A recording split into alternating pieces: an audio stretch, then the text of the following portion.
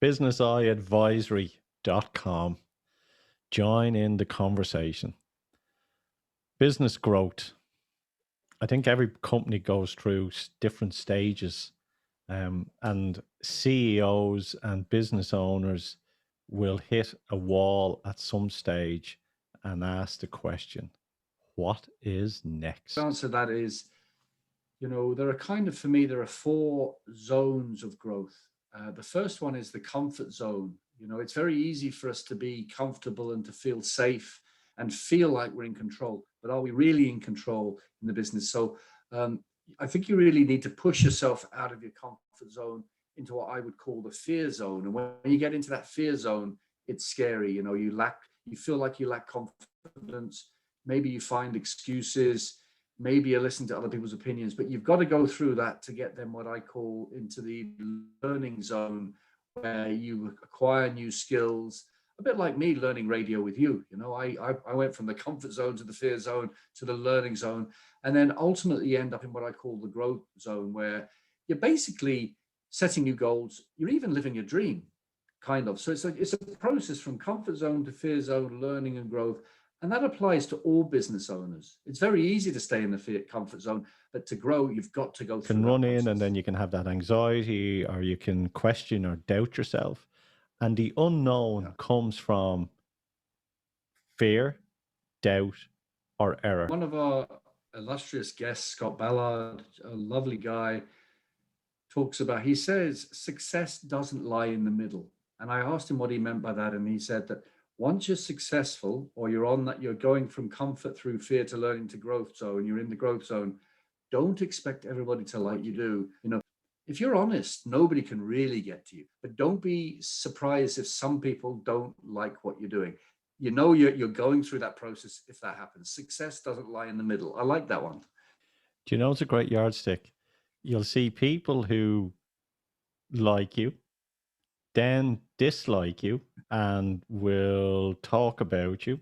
Everybody goes through different parts of their journey, and just be careful about burning bridges with anybody. You never know who might help you.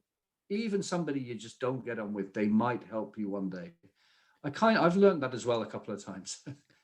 Leader. It's about not getting involved in the Yeah. gossip, around the water cooler, or bitching about someone in the organization as well. You then sort of listen to these conversations about someone bitching about someone or someone complaining. And because you are observing it from a higher place, and I don't mean like a ego higher, I mean like internal, you actually then see all this.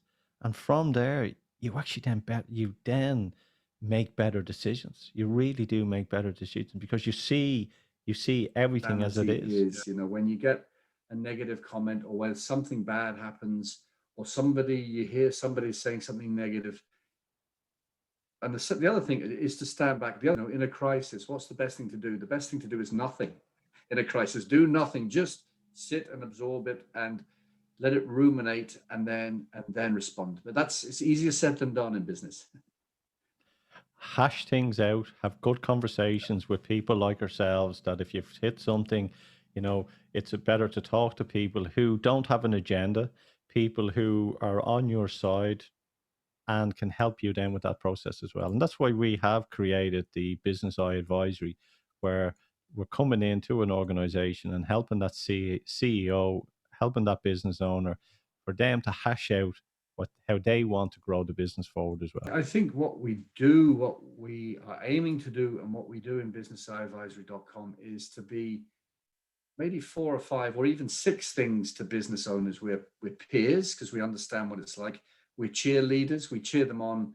We're career coaches. We're mentors. You and I aren't afraid of connecting people. We're connectors. And we're also wellness coaches.